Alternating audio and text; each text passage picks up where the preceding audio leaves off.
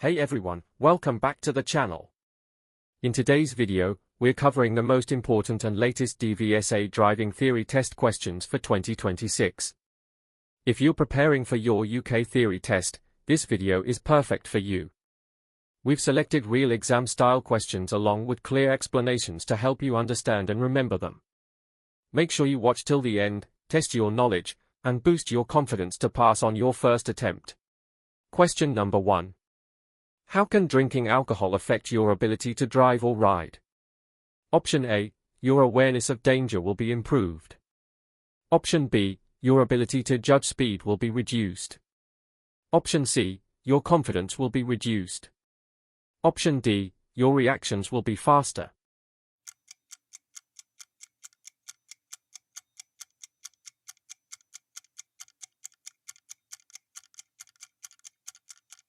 Correct option is B. Alcohol will severely reduce your ability to drive or ride safely, and there are serious consequences if you're caught over the drink-drive limit. It's known that alcohol can affect your judgment. Cause overconfidence, reduce coordination and control. Question number 2. What should you do if you want to turn left at a junction where pedestrians have started to cross? Option A, go around them, leaving plenty of room. Option B, give way to them. Option C, sound your horn and proceed. Option D, stop and wave at them to cross.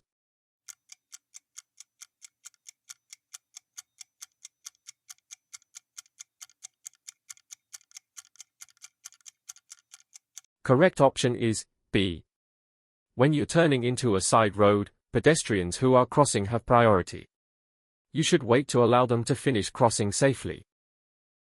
Be patient if they are slow or unsteady. Don't try to rush them by sounding your horn, flashing your lights, revving your engine, or giving any other inappropriate signal. Question number 3. What does this sign mean? Option A, a route for pedestrians only. Option B, no route for pedestrians and cyclists. Option C, a route for cyclists only. Option D, a route for pedestrians and cyclists.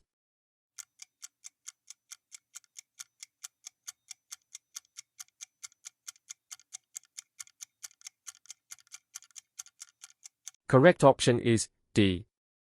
This sign shows a shared route for pedestrians and cyclists. When it ends, the cyclists will be rejoining the main road. Question number 4. Which is the most vulnerable road user? Option A, car driver. Option B, motorcyclist. Option C, lorry driver. Option D, tractor driver.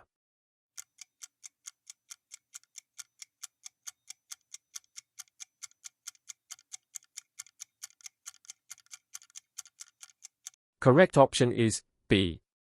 Pedestrians and riders on two wheels can be harder to see than other road users. Make sure you look for them, especially at junctions. Effective observation, coupled with appropriate action, can save lives. Question number 5.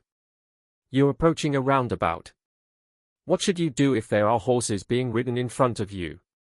Option A, accelerate past as quickly as possible. Option B, treat them like any other vehicle. Option C, sound your horn as a warning. Option D, give them plenty of room.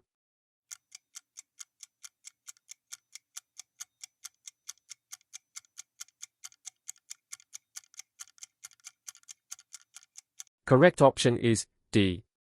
Horse riders often keep to the outside of the roundabout even if they are turning right.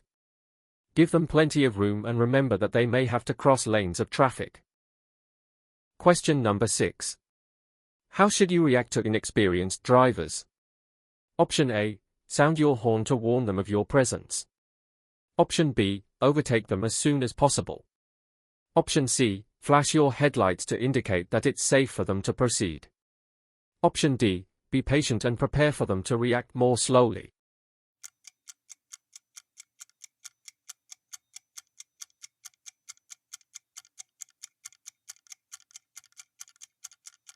Correct option is D.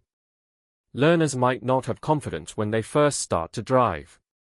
Allow them plenty of room and don't react adversely to their hesitation. We all learn from experience, but new drivers will have had less practice in dealing with all the situations that might occur. Question number 7. You're driving past parked cars. What should you do if you see a bicycle wheel sticking out between the cars? Option A, brake sharply and flash your headlights. Option B, slow down and wave the cyclist across. Option C, slow down and be prepared to stop for a cyclist. Option D, accelerate past quickly and sound your horn.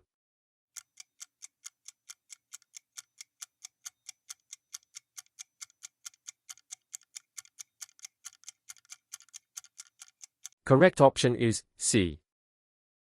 Scan the road as you drive. Try to anticipate hazards by being aware of the places where they are likely to occur. You'll then be able to react in good time. Question number 8. What should you do when you're approaching a bus that's signaling to move away from a bus stop? Option A, get past before it moves. Option B, signal left and wave the bus on. Option C, flash your headlights as you approach. Option D, allow it to pull away, if it's safe to do so.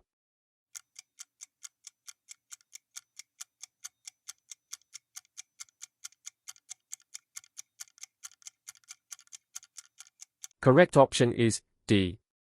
Try to give way to buses if you can do so safely, especially when the driver signals to pull away from a bus stop. Look out for people getting off the bus or running to catch it, because they may cross the road without looking. Don't accelerate to get past the bus, and don't flash your lights, as this could mislead other road users. Question number 9. Why should you switch off your rear fog lights when the fog has cleared? Option A, to stop draining the battery. Option B, to prevent dazzling drivers behind. Option C, to stop the engine losing power. Option D, to allow your headlights to work.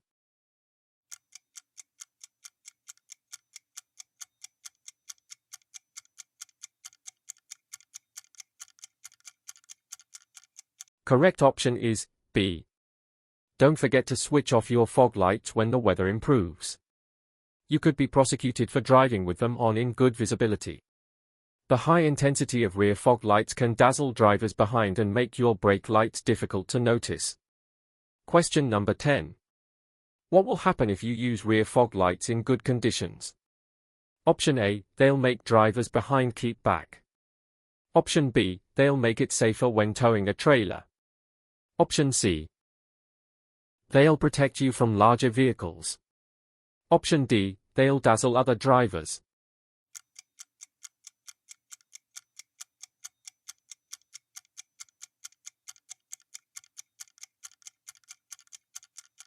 Correct option is D.